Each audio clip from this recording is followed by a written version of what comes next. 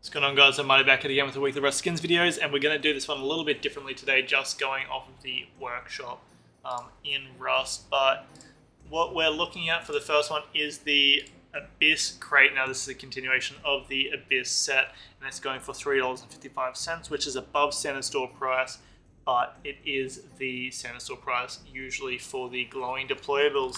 Now, this is what this bad boy is looking like. Ignore my keyboard if you can hear that, but yes, it does indeed have a glow. It is a continuation of the Abyss, and it is a purple skin. So we don't actually have that many purple themed skins. Make sure you guys get the OMIGHTY skins accepted in the game, but pretty nice looking box skin made by Little Ranger. Overall, I think the Abyss set will be successful in the long term. But as a short to medium term investment, it doesn't really seem like they're really making that much money. So I'd recommend getting the Abyss crate off of the community market, the buy order, rather than picking it up off of the Rust Item store for this week.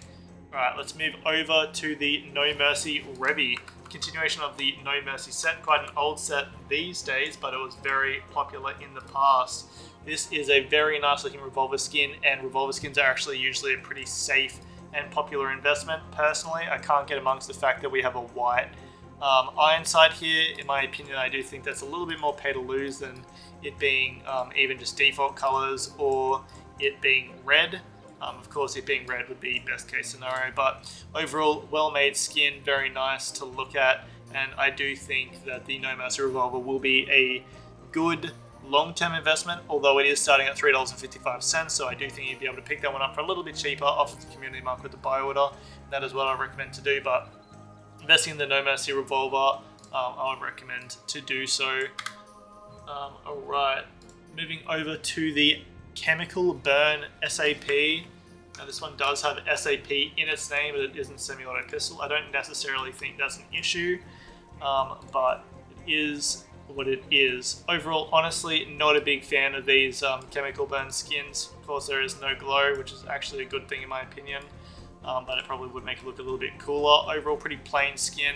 Iron sights are pretty plain and blend in a little bit with the desert, as you can see. A little bit hard to get your eyes to focus on where the sight is, depending on what you're actually going to be looking at. But overall, pretty much where you would expect the Chemical Burn SAP. Not going to recommend investing in this one. Going for $2.85. Okay, moving over to the AK. We have the Tier 3 AR. Wait for this one to actually load in. Of course, this is based off of the Tier 3 workbench that we have in the game once you've crafted the Tier 1 and the Tier 2. Overall, quite a nice looking AK skin actually, and I think it's actually very well made by Lodi.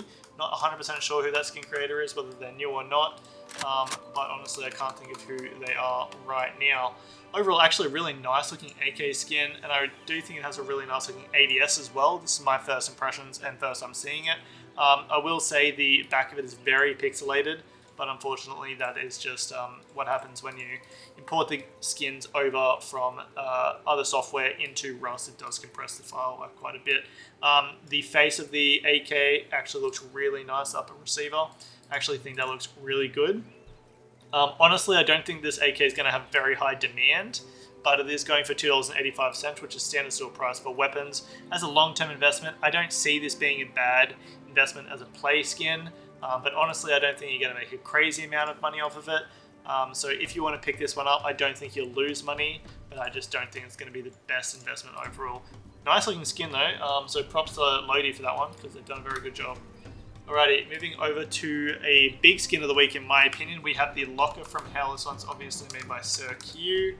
And this is a glowing deployable and above standard store price. It is going for $4.25. But really that is to be expected because the From Hell set has been so popular and so successful. Face Punch will be making a lot of money, and I think we'll also be making money off of this one. There is a few locker skins cheaper than their starting price of $4.25, but it is the From Hell set, as I said, and there's actually quite a few locker skins that are above this price as well. Of course, this goes down to personal opinion, personal preference, but I think that this is one of the better looking locker skins that we actually have. I do think as a long-term investment, the Locker from Hell will be a good, safe investment, even though of course it is a higher initial starting price. So $4.25. If you pick this one up, I do think as a long-term investment, you will be making money off of it. So I'll recommend picking up the Locker from Hell off of the Rust store for this week. Okay, moving over to the Pride Hide shirt and pants, both going for $1.50, $1.40 in fact each. And this is a continuation of the Pirate. I don't know if I just said Pride. I think I said Pride, but anyway, I meant Pirate. And this is a continuation of the Pirate set now, which we've just had the bandana and the hide poncho come out. So this is what the hide pants are looking like, and I'll show you what the hide shirt is looking like. That is what that's looking like. So overall, not too shabby, not too shabby.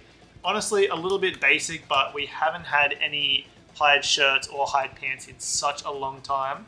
I'm pretty sure the last hide crap might have even been the soccer shorts, which was like 2-3 years ago.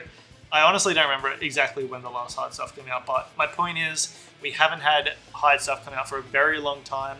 I honestly doubt any hide stuff's going to come out anytime soon. These are both standard store price, sitting at $1.40. I think overall these will not have a very high demand once they leave the Rust store and go to the community market. But I do think just because hide stuff is so sparse and barely ever gets accepted in the game, that you will make money off of the hide shirt and the hide pants off of the Rust store. So overall, I will recommend investing in both of them off of the Rust store for this week. And now moving over to the final skin of the week series, so I hope you guys can hear my voice over the Halo 2 music, but yes, it is Halo 2 music. We have a continuation of the JPEG set with the JPEG custom, or doing all of this in one take if you guys can't tell, and just going off the initial thoughts off the top of my head. Overall, really like the JPEG set, but unfortunately I don't think it's been performing very well. Iron Sight's also a little bit hard to see, even though it's completely black, but it just seems to be blending in a lot with a lot of things, so might be a little bit hard to get picture on the Iron Sight when you're trying to get into a little PvP action. But overall, really nice looking JPEG custom. I'd recommend picking this one up off of the community market with the buy order, even though it is going for a standstill price of $2.85. I do think that is a good price for it to start at, but unfortunately I don't think it's going to perform that well, just because the rest of the JPEG stuff hasn't performed that well. But that is going to do it for this week, guys. I hope you guys have enjoyed this week's video. I don't think I'm going to really cop anything this week, except for maybe the clothing, the locker. Actually, I mean, I might actually buy quite a lot of stuff, but I hope you guys have enjoyed this video, and remember, have a skits one. Why?